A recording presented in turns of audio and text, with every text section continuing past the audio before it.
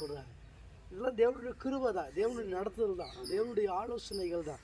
கர்த்தர் தம் விரும்புகிறவர்களுக்கு எவைகளும் என்ன பண்ணுறாரு, நேர்த்தியாக செய்து முடிக்கிறவராக. அந்த வகையில் இந்த வாகனம் அருமையான குடும்பத்திற்கு ஆசீர்வாதமாய் கர்த்தர் கொடுத்திருக்கிறார். இப்போது இதை நம்ம பிரதிஷ்டை பண்ணுவோம், பரிசுத்தப்படுத்துவோம்.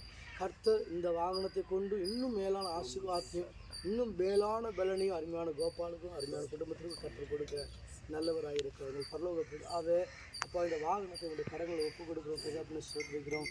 அருமையான மகன் தகப்பனை பிரயாசப்பட்டு தகப்பனை அந்த எதிர்காலத்துக்கு என்று தகப்பனை ஆண்டவரே, அப்பா தன்னுடைய வாழ்வாதாரத்துக்கு என்று தகப்பனை எதையாக நீ செய்ய வேண்டும் என்று சொல்லி, அப்பா எப்படியாவது தகப்பனை நான் முன்னேறிவிட வேண்டும் என்று சொல்லி அவர் எடுக்கிற எல்லா பிரயாசங்களையும் தகப்பனை எல்லா வாஞ்சைகளையும் கர்த்தர் அறிந்திருக்கிறீங்களப்பா. சோதரிக்கிறோம் ஆண்டவரே.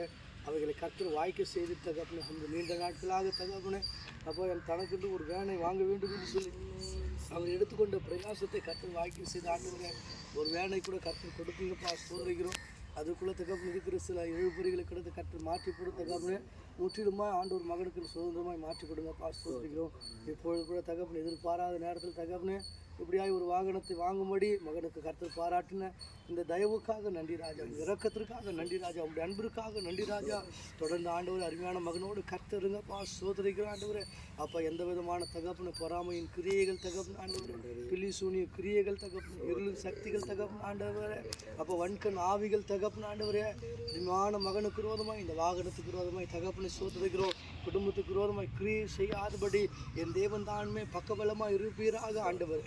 என் தேவன் நாம் இந்த வாகனத்தை பரிசுத்தப்படுத்துக்கப்பா. ஸ்தோத்திரிக்கிற ஆண்டவரே, இதுக்கு முன்பாக ஆண்டவரே இந்த வாகனம் எப்படி பயன்படுத்தப்பட்டது என்பது எங்களுக்கு தெரியாது. ஆனாலும் தகப்பன இந்த நிமிஷத்திலிருந்து ஆண்டவர், இந்த நொடியிலிருந்து தகப்பன இந்த வாகனத்தை பரிசுத்தப்படுத்த ஆண்டவரே இந்த குடும்பத்துக்கு சுதந்திரமாய் மாற்றி கொடுங்கப்பா. ஸ்தோத்திரிக்கிறோம்.